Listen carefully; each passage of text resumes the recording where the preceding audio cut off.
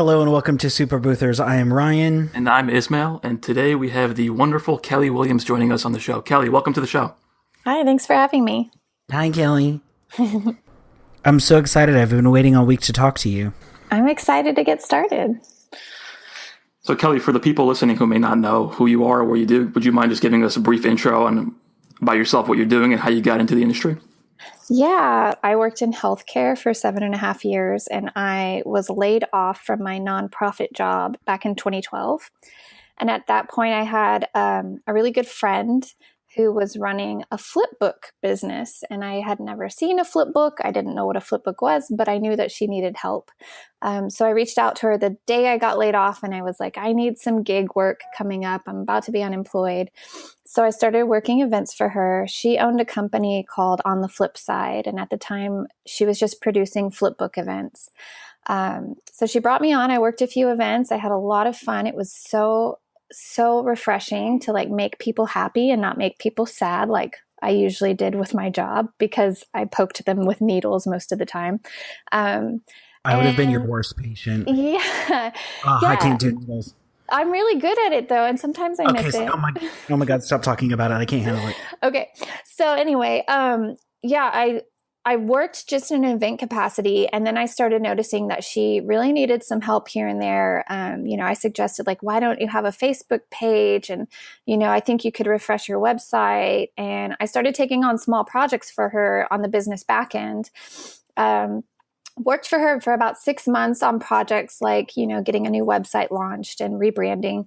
And when I finally came to her and I said, I need to pull back because I got a real job as a copywriter, she basically fell to her knees and was like, oh my gosh, no.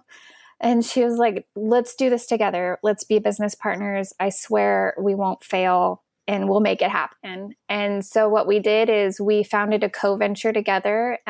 Everything was marketed under the name On the Flip Side.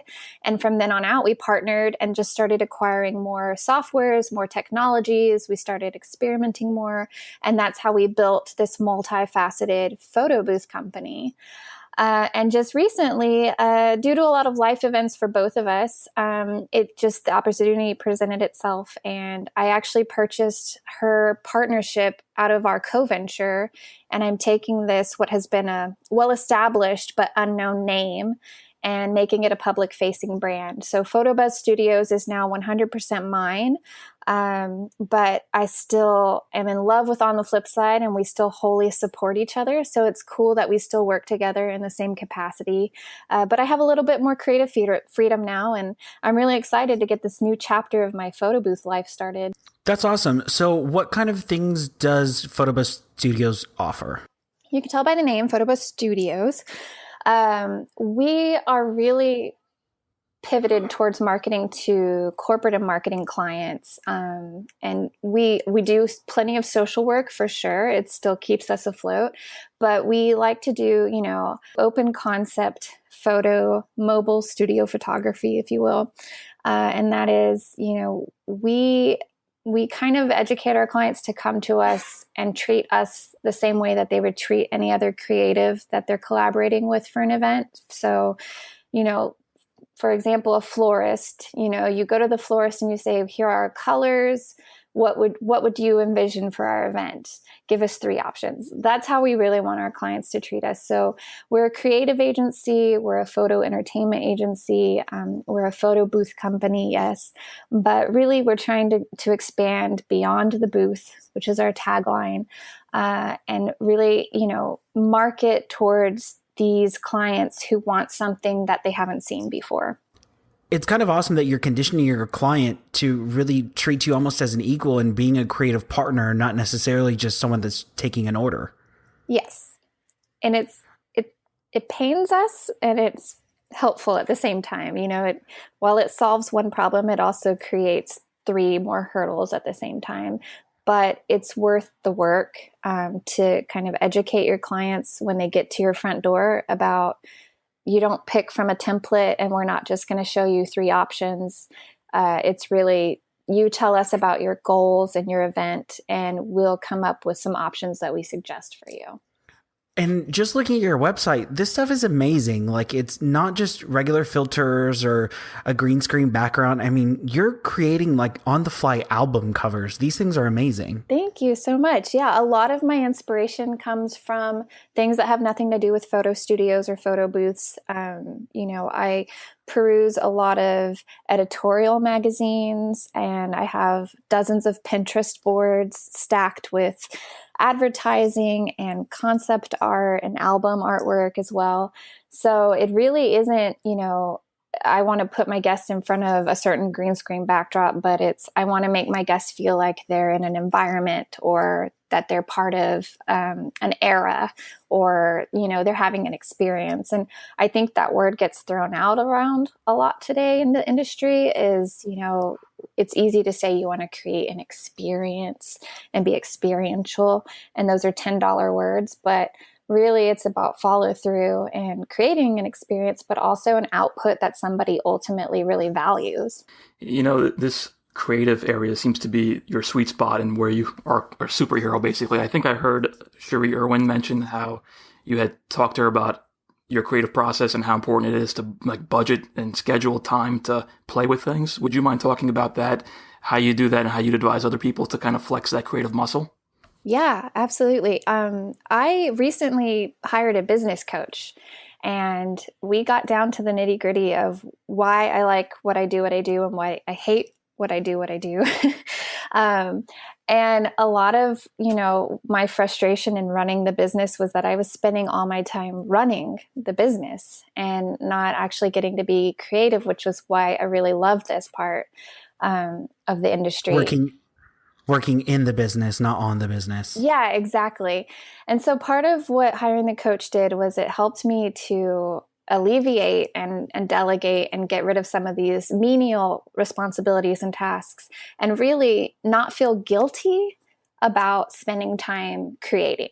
Because I used to feel like, oh, well, this is just a procrastination technique. You're putting off the taxes and you're justifying it by saying you're testing a new concept.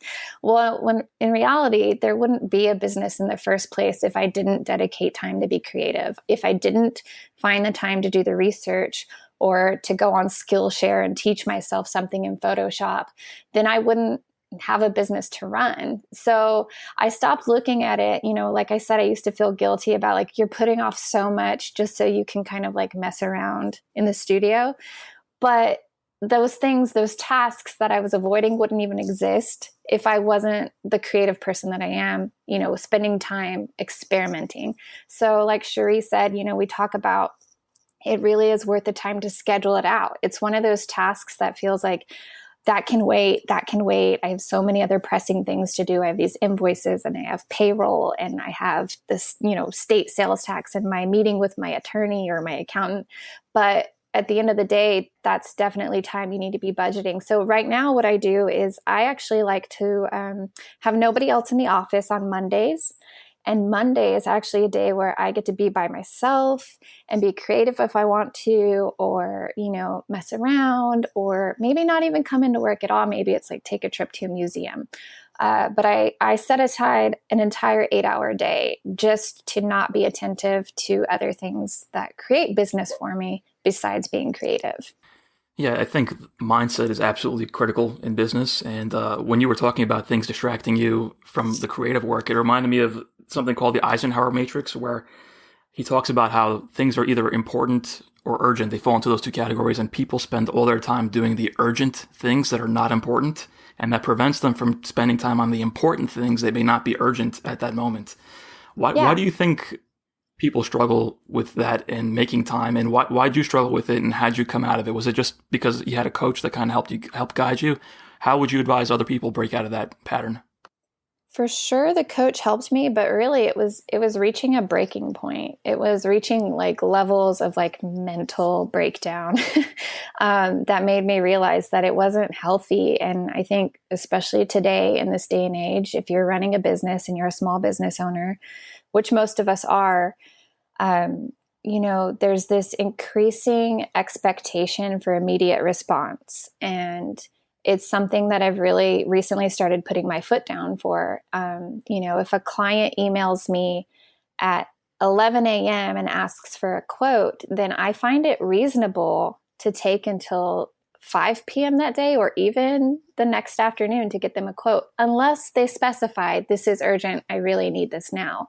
And I'm starting to set those boundaries because there was so much of my life that was taken up by, having notifications go off and being anxious. I took my work email off of my phone about a year ago because what I was doing was I was getting a notification, you have a work email. I was opening it. I was, kind of glazing over it, making a kind of mental note. I need to respond to that person. And then getting to the office and opening my outbox or my inbox. And I was forgetting that I had read that email. And either that or I'd get a really important email and it was in a situation where I couldn't respond. It warranted more than just a phone email. And then I just spent the rest of the time being anxious until I could get back to my computer to respond to that person. So if, I think it's a new philosophy I'm trying to live by is like this small business does not necessitate immediacy necessarily. Do you need to be timely with your responses? Yes. Do you need to be on top of the ball? For sure. One of my favorite examples of, like what led up to like kind of my nervous break as a small business owner was I had a client email me probably around 6 p.m. on a Tuesday night asking for something. And I said, you know what? It's 6 p.m. I'm not off the clock. It's a reasonable time to not receive work email. And the next morning she emailed me again at 7:30 a.m. and said, hey, just following up on this. And I was like, no, I'm done. I can't do this. I can't deal with people who email me at 6 p.m. and expect a response the same night. So once I really put boundaries on that and started letting myself feel not guilty and actually spent more time doing the part of my job that I love, I'm in a much better position and I'm more amicable. I'm friendlier, I'm more upbeat, and I feel less burdened by the everyday menial tasks by giving myself plenty of time to not do menial tasks. I think that you've kind of touched on a very important topic here is, Ismail and I were talking yesterday and, we're saying how we are responsible for, X amount of employees, and whenever we book business, they work, they are able to feed their families and so on and so on. But we also forget that we need to put on our mask before we help others with theirs. And that's a little airplane reference where whenever they tell you, if we're crashing, you need to take care of yourself before you can take care of anyone else. Because if you are not able to take care of yourself, how are you going to be able to take care of anyone else? Yeah, I think that's a great analogy. It really is, because as a business owner, I am literally the finger that pushes the button that runs payroll. And if I don't make sure there's enough business on the books or enough money in the account, or if we're not in a position where I can hit that button because I'm just so stressed to the max that I can't even continue to work, then yeah, I'm letting people down and I'm letting people who depend on me down. So I think that's a great analogy is, self-care is not selfish. And I think absolutely, as small business owners, everyone who is probably listening to this podcast can relate. Even if you're only doing photo booth industry, like as a part-time, even if you have a full-time and you're doing photo booth, I think you're in a worse position than I am. Yeah, absolutely. Because then it's completely nonstop, because then, you're screwed if you let the first job down, then you're screwed if you let the second job down. One of the things that I think is also a product of our own creation is if a client emails us at 8 p.m. and we fire back an email at 8:04 and they fire an email back at 8:07, and then you're like, well, I guess I'm in too deep already. 8:14. There have been times where it's 11 o'clock and I'm still talking to someone. I'm just as guilty of it. Yeah, it's definitely about setting the expectation and, being reasonable. And I've started doing that now it's about incorporating a language with your clients too about, please let me know if you need this by tomorrow. Like, let me know the urgency. Don't assume that I'm going to think that everything is urgent. And then also I tactfully kind of dance around the subject with clients that you're not my only client. Like, you might be a big deal, but I'm dealing with 5 big deals right now. So how do you tactfully do that? So I'm always curious to know how people do it.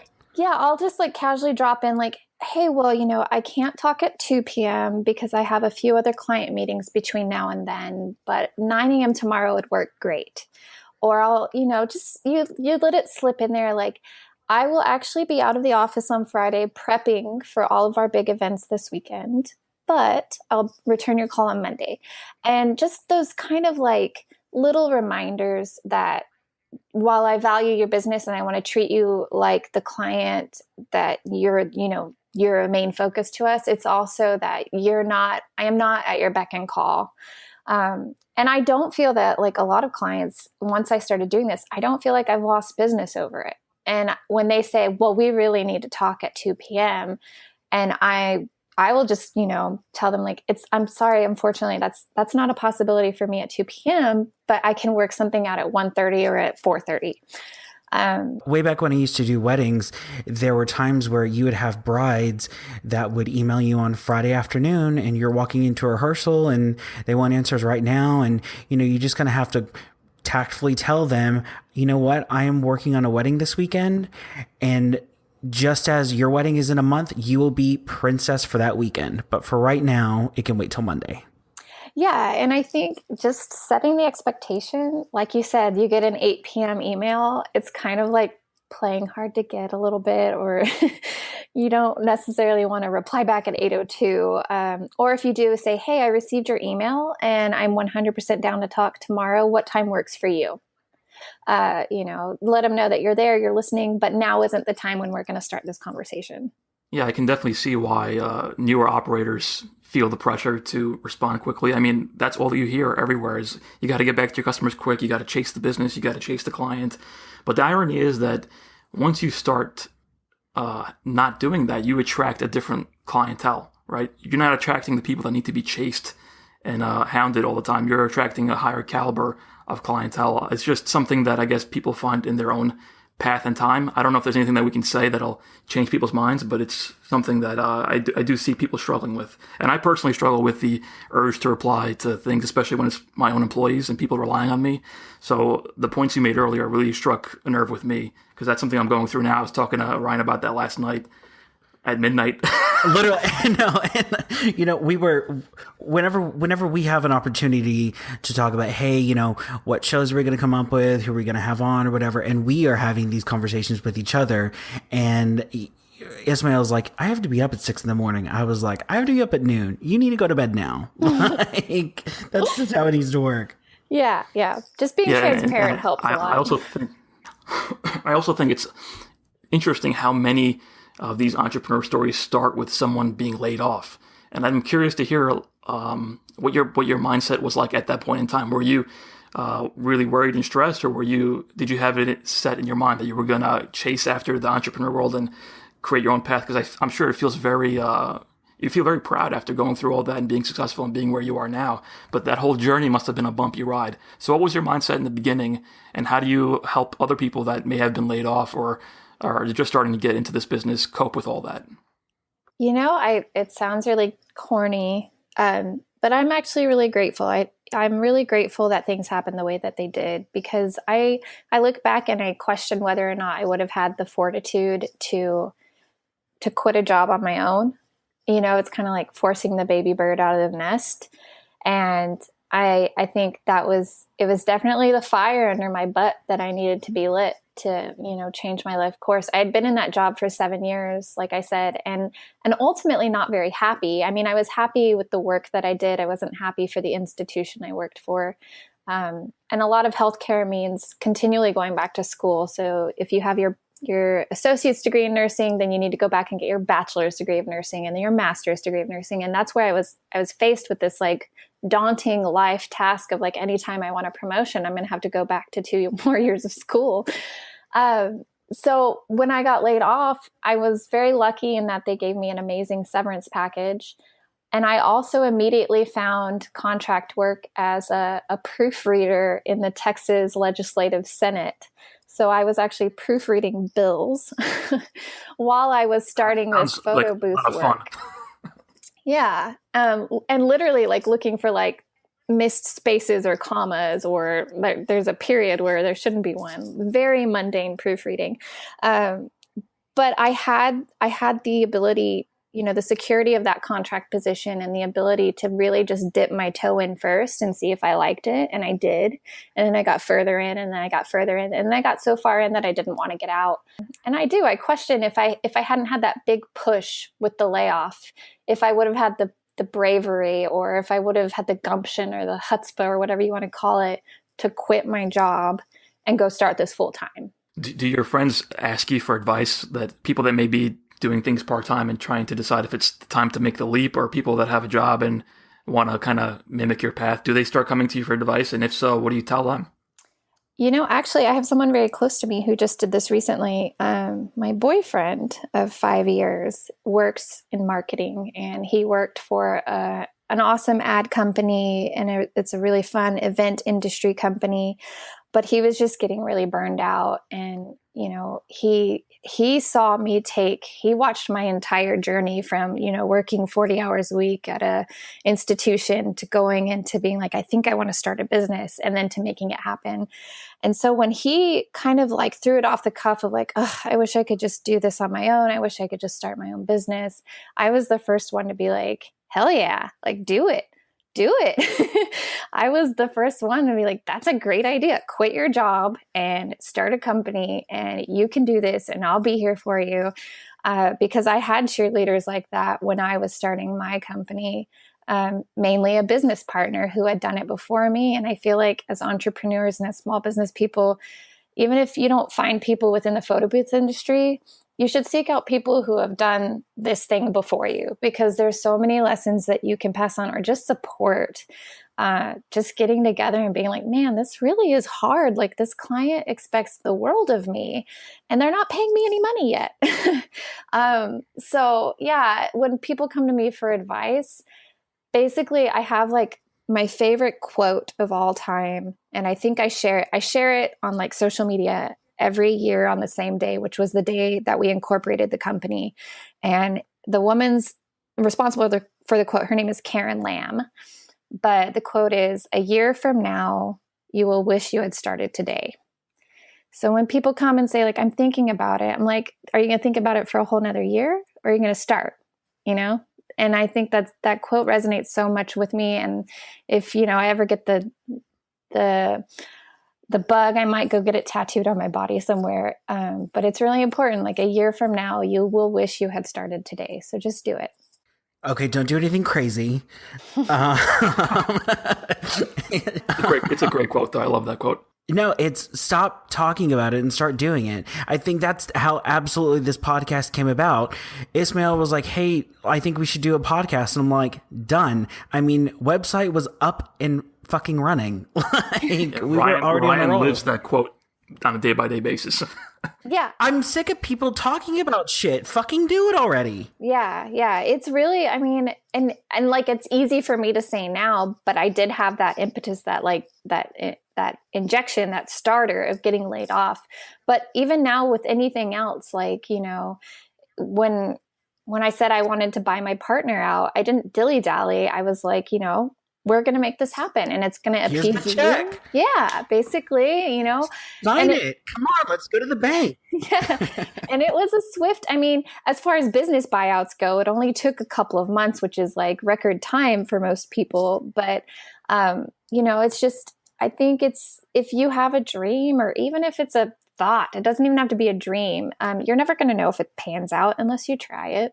So let's change gears a little bit. So let's talk about how this creation actually happens. So before the show, we briefly talked about, I don't know if anyone has listened to or seen the movie on Netflix, The First Monday in May. It's a documentary on what goes into creating the Met Gala. And Met Gala is very big in the fashion industry. And I think it was 2 years ago, the theme was Manus Machina, and it was clothing and how a lot of it's handmade, but then how a lot of it now is very much mass produced.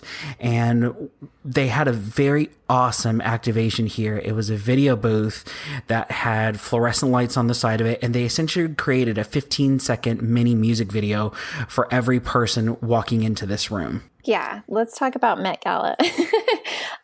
That's actually the bane of and I know a lot of other super boothers existence, because usually the week after Met Gala, we will get inquiries and phone calls and, planners and agencies just wanting to chat.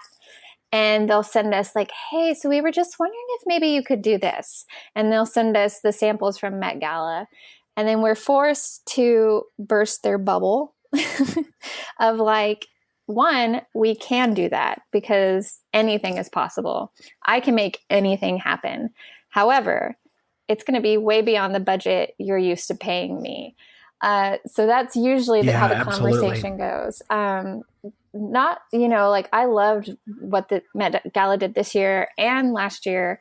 But it's all about, I guess, tempering your clients' expectations and kind of explaining to them. I mean, some of these people don't know the difference between a Polaroid camera and a DSLR. So when you explain to them, yeah, that was likely, a $50,000 rig with a very expensive camera. This is all post-production.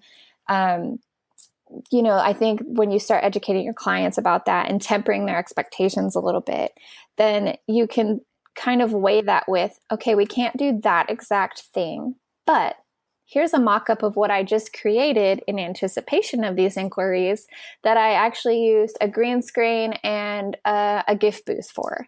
And it might be like the baby version or maybe the watered down version, if you will, but it's also the affordable version. Because like I said, if you want Met Gala, I'll give you Met Gala, but it's going to cost you a whole lot more than you're used to paying me. And I think most planners are really appeased when we give them an alternative of like, okay, this is a Met Gala inspired activation. Or we did one for Maybelline a few months ago in New York. It was actually at New York Fashion Week, and it was on the heels of this Met Gala neon bars booth. And it was a boomerang booth. And it was, they had the LED tube lighting in the back that was, vibrating, and it was luminescent. It referenced the Met Gala very well. And then literally all of the people at this party were actual supermodels, like Maybelline models. So they came in and all I had to say was, it's a boomerang booth, and they knew exactly what to do. But yeah, I think, taking inspiration from the higher end events like the Met Gala and prefacing that with, we can do something inspired by the Met Gala, or we can do something like the Met Gala. And then really just educating your clientele about what they can expect for the price point they're willing to pay is how you deal with that. Every other day I get asked for a 360 booth, and every other day I have to send a price tag that's attached to a 360 booth. And like clockwork, one came today and she goes, hey, how much is this for about 4 hours? I'm like, yeah, that's not going to happen. And I told her the price tag and she's like, oh, and I said, we can do a condensed version, maybe do a slider of it. That way you kind of have that same look. I showed her some samples, threw some confetti in there. She's like, oh my God, I love this. I want this. I'm like, okay, well, good. Now we're on board and on the same page. Yeah. And I think as soon as you discuss price tag with a client, they become instantly happier with something that's so much less than what, like, it's all about, like you said, with camera array versus the sliders. So sliders are becoming super popular, just exploding in the last couple of months.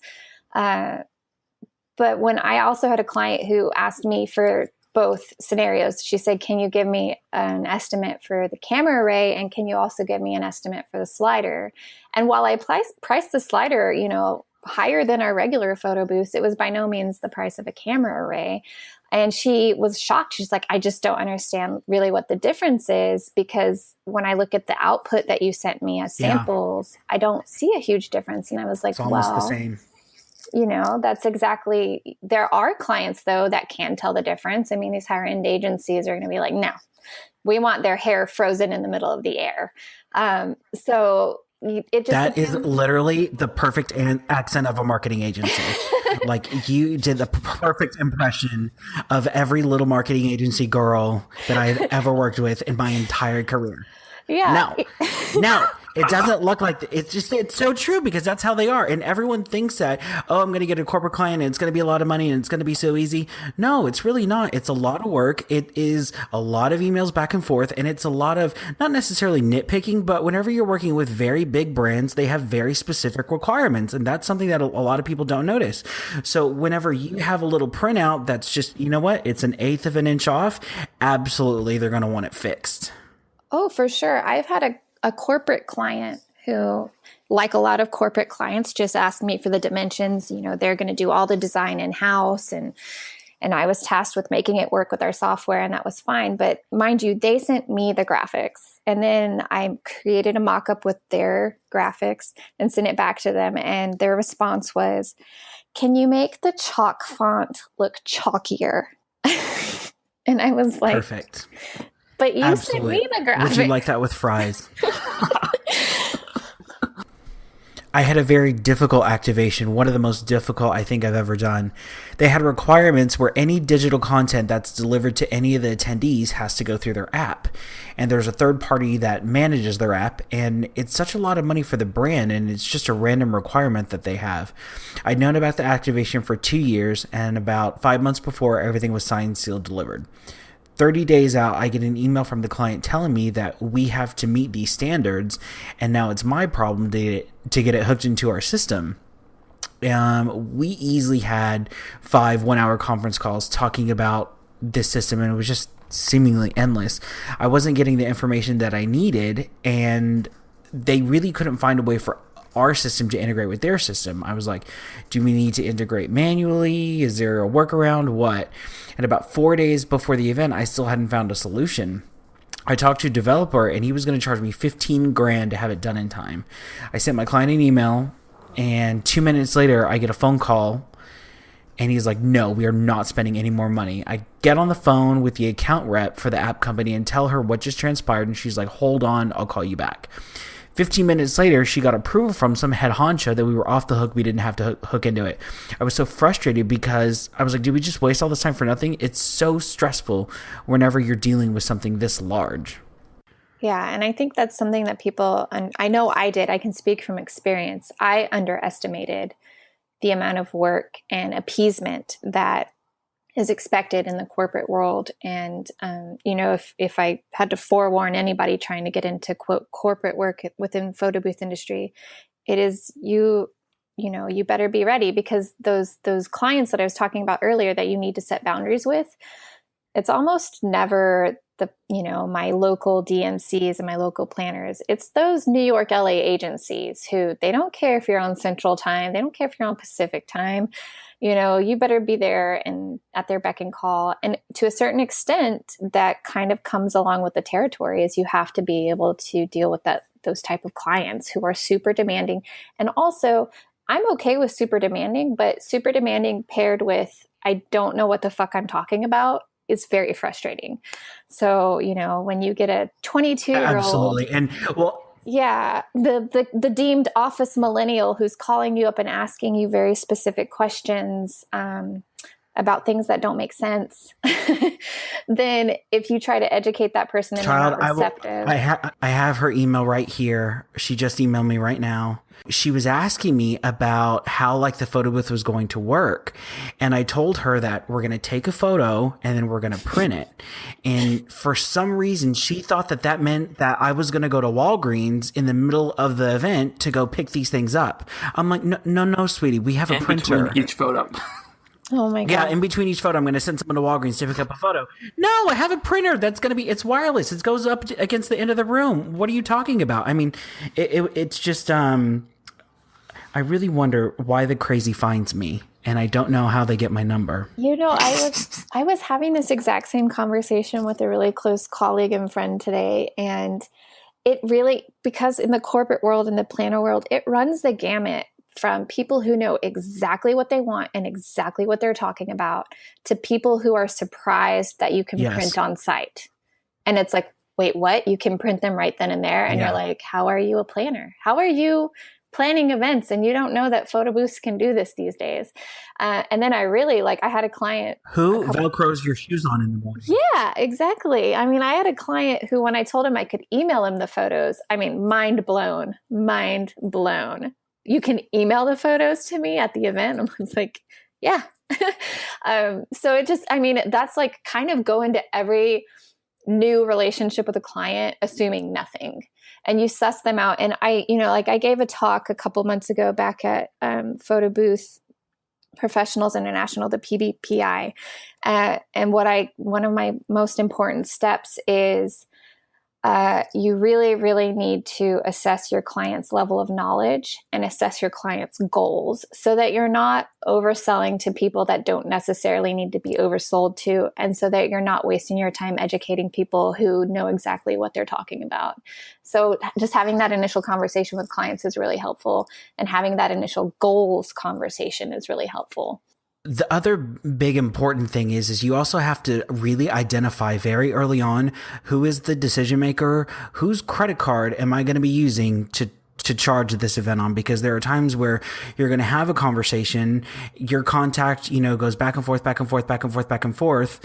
And then you find out she's 21 and doesn't know what's going on. And she's reporting to her boss that doesn't know what they want. And I mean, that literally described one of my events that had happened, or that was, I don't know, maybe it was like a month ago. She had no clue what was going on, but her email game was so on point. How do you suggest tactfully finding out who that decision maker is?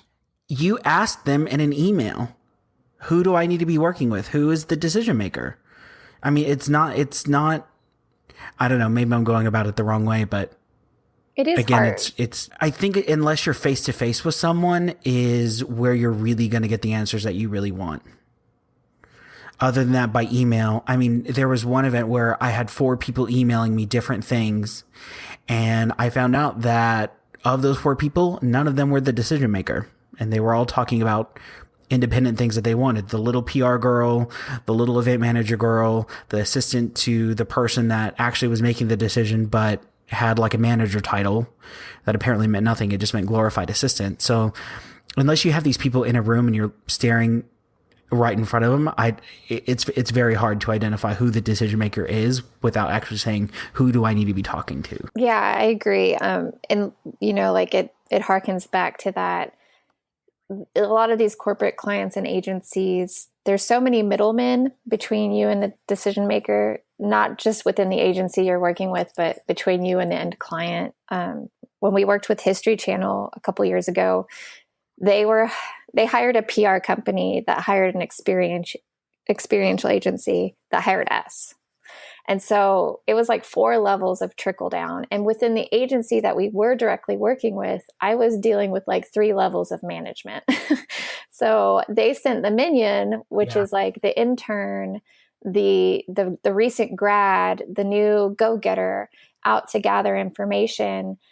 And it really was like playing the telephone game, which is why I always encourage communicating by email. While it's nice to talk in person, and it does give you a sense of who's making the decisions and who has the reins of the project, having documentation is priceless. So that when, Stephanie, the social media intern, gets fired, you can actually go back and say like, no, we actually agreed upon this weeks ago, or no, this was the invoice that we discussed. Having email communication documented. No, never delete anything. Never. I don't. In fact, I bought so much more storage just so I could hold on to 5 years worth of emails. You might need more than 5. There was one event where I got a phone call from a little intern, and I actually didn't know that it was a little intern at the time, but get the phone call. It's Tuesday, and they're like, hey, are you available for a large event this Friday and Saturday? It's from, 9 in the morning until 10 at night, both days. Can you do this? Da, da, da, da. Yeah, absolutely. Sent emails back and forth. Here's what we can do. Great, fantastic. Turns out he was the gopher. His boss was the person that was in contact with the brand that they were representing. And that person had kind of no clue what was going on and had a lot of stuff thrown onto them. And finally, it got to the point where it was like, listen, I know that normally we can't do this. However, I need to talk to the end client because there's such a short time frame in when I have to get everything ready, and I want to make sure that the end client is happy. I will not talk about pricing. I will not talk about anything else. I just need to talk to the client to see what they want the end result to be and what the goal is. You know, do they want, and it turns out the goal was actually to just get as many social shares as possible. Now I know that I need to be able to put them on a system that gives them analytics. Corporate people eat that crap up. If you can quantify how big their reach is, it just makes their job so much easier. Yeah, absolutely. And I agree with that. In fact, if it's an agency that you've established a relationship with, or a DMC, a destination management company, or an event planner, I work very hard to earn that trust with those partners and get them to realize, like, both of our lives will be easier if you just let me talk to the client. You know, like, I won't talk about price. We won't discuss specifics, but playing that game of telephone, especially with someone, the middle link being the weakest, of course, you know, the middle link is the person planning or getting, as a marketing agency, you know, their expertise is not photo booths. It's not photography. It's not social sharing. It's not analytics. But the person on the other end paying the check, they know what they want. And playing that game of telephone is very, very perilous. So if you can work with an agency or a partner or a planner and really just instill that trust, it's not something you can ask for up front, but it's something that you can earn from them, and make them realize, like, hey, this is going to be a lot easier if you just wrote me into a conference call with your client. And I'll tell a lot of my planners and DMCs, like, you don't even have to tell them I'm from the photo booth company. You can just say, like, hey, this is Kelly. She's our new ABC planning company team member. Yeah, I'm in-house. So and it works wonderfully. And I think the first time that I really got a big agency to trust me and do that, they were like, holy hell, why didn't we do this before? You know, and I'm true to my word. I don't hang up with the agency and then call the client back and say, like, hey, you can hire me for this much money, you know, because ultimately that end client, I might not ever see them again, but that agency or that planner, that middleman, those are the people that bring you work again and again. So it's worth getting their trust. So Kelly, I think I heard, actually, a little birdie told me that one of the things that you were really good at was getting brands to sponsor booths at events. And that's often a thing you see people complain about, that these events are asking people to donate their booths and they have a big budget. Why can't they just pay for the booth? Can you talk a little bit about how you pitch that, or how you go about that, your thought process behind getting brands to sponsor booths, and how other people can hopefully try to do that themselves? Yeah, I can actually. I love talking about that because I know it's something that we all deal with, whether you're a mom and pop, you know, part-time photo booth operation, or you're a 50-person company. You know, I have friends at every facet and every level of this industry that deal with the same BS that we do. And that's, you know, somebody coming to you who's like, hey, we're doing this really great event. It's for charity. It would be great if you could just donate. And what it takes is, I do find in those situations, I mean, there are some people that I just tell, you know, I'd really love to, but I can't. Like, I don't even want to waste my breath on you. But there are people I do genuinely want to help out. And the way that I do that is I do try to have a phone call with them. I don't try to have this conversation over email, because I feel like on email it comes off maybe a little tacit, or maybe a little terse, or maybe it seems like an elaborate way of me saying no, when really what I'm trying to do is I want to say yes, but you're going to have to meet me halfway. So what I do is I've constructed a page on our website, which is hidden, but I'm happy to share the link here. If you go to photobuzzstudios.com/sponsorship, basically what I've done is created kind of an overview of, like, why is it worth it for brands to sponsor photo activations at these fundraisers or charity events or things where people are asking for free shit. And basically my overview is I sell it to the client, like, if you can get a brand on board, then I'm going to make a really appealing sponsorship package for your sponsor, which includes a cool, fun, memorable photo activation, branding space out the wazoo, And I'm going to report back to them the next day on analytics, meaning I can say exactly how many people experienced it, how many people shared their experience, and how far that share went. So how many people viewed it. And that's just proving your return on investment. Now I'm going to sell it to you, client, for $2,000. You're going to turn around and sell it to your sponsor as a $5,000 sponsorship package. Not only have I just covered my cost in full, I've just made you $3,000 for your charity. And so when you put it like that, people tend to perk up and listen a little bit. People tend to turn this situation around in their mind of where they are just like, oh, well, I just want a free photo booth. If they don't perk up and they're not open to the idea of getting a sponsor on board, then I also explain to people, look, if you're not paying me to be at your event, then I'm paying to be at your event. And if I'm paying to be at your event, then I want to be a top line sponsor, you know? So I don't want a blurb or a mention on your Facebook page. I want my logo incorporated, and I break it down on the dollar level. If I'm donating $2,500 worth of services, while you're, you know, I'm sure you didn't ask the caterer for free food. While they may have given you a discount, I'm sure you're paying something. And I don't say it that meanly, of course. It's always a tactful conversation. But you'll get the exposure. Yeah, and that exposure, I just, you know, I kind of joke with clients of like, people die from exposure. Click. Yeah, I mean, this is not Oregon Trail, but what is helpful is really when you turn it around and say, look, I want to help you, but as a small business owner, I can't do this for free for everybody. My personal policy with PhotoBuzz Studios is we do 4 in-kind events per year, 1 per quarter, and that's on the advice of our accountant. It's also on my good karma advice is, you know, find a cause that's worthy to you. But if once you start putting it in real terms of like, I'm a small business owner, you know, if I donated a booth to everybody who asked for one, I would be, you know, bankrupt in 2 weeks, and just say, I don't want to say no. I want to say yes to you. And I actually want to earn your organization money. And what I will do is I will donate my personal time to helping them sell the sponsorship, which means, look, I'm willing to donate my time to your organization, which means if you find a potential sponsor, you can connect us right away. Just put us on the line. I won't discuss price, but I will sell a photo activation sponsorship for your event.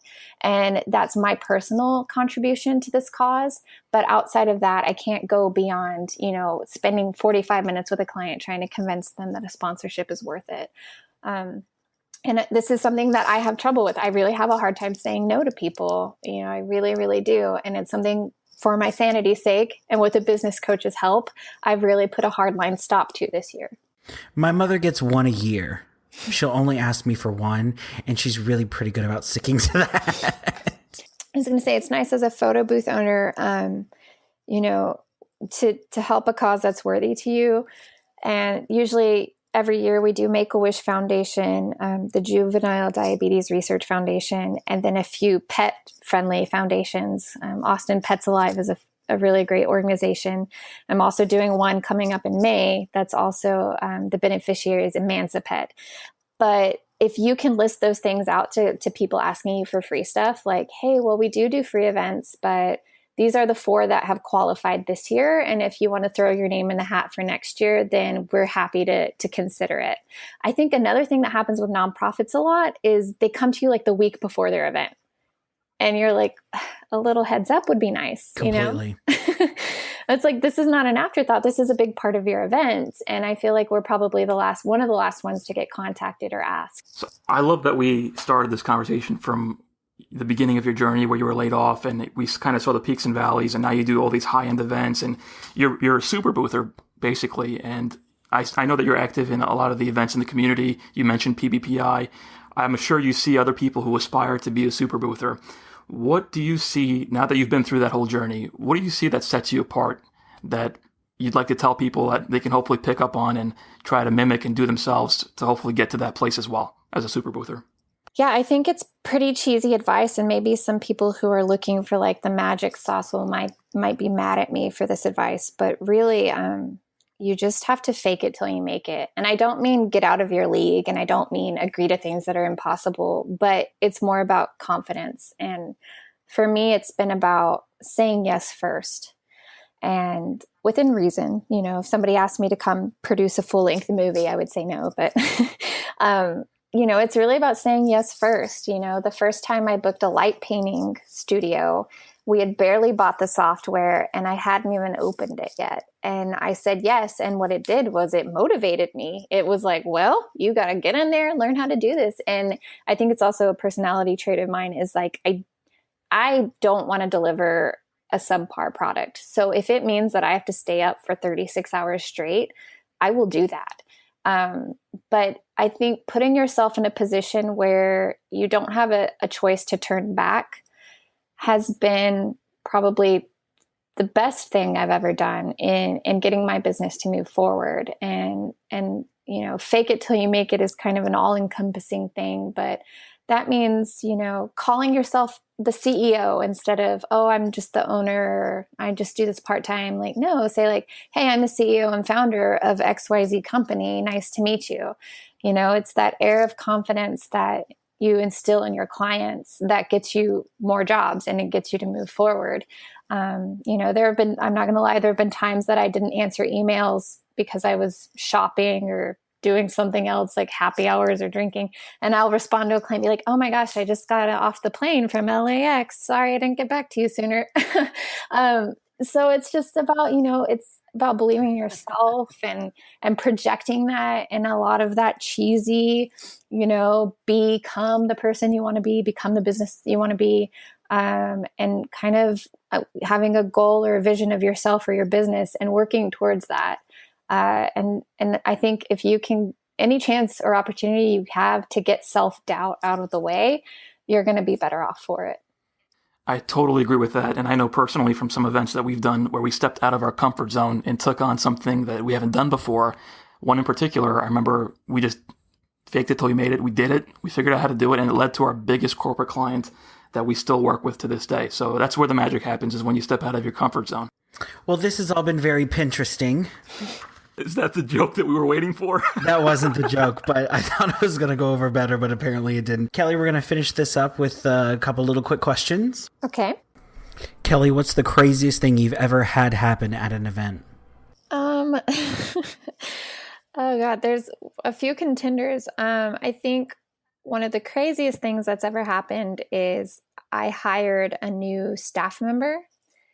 And I brought her into the office a few times to train her on a specific activation that we were doing. It was actually a light painting studio. And it was during South by Southwest, which is, for us in Austin, it's like 30% of our annual business crammed into 9 days. So it's a really intense time. And this girl who I thought I trusted and loved, she had a great personality. She said, okay, yeah, I can be at that event. I'm going to be coming straight from work and I'll get to your event at 6. And that's plenty of time. She showed up on time, which was fine. We got started. The event was going great.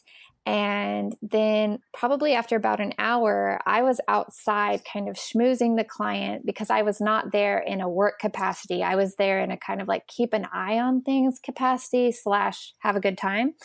And one of my staffers came to me and said, you know, we'll call her Sally, the staffer. He said, you know what? I think there's something wrong with Sally. I think Sally's drunk. And as the night progressed, I found out that she was asking guests to bring her drinks and she was getting hammered. So about 1.5, hours into the event, I go in and I pull her out and I'm like, are you drinking?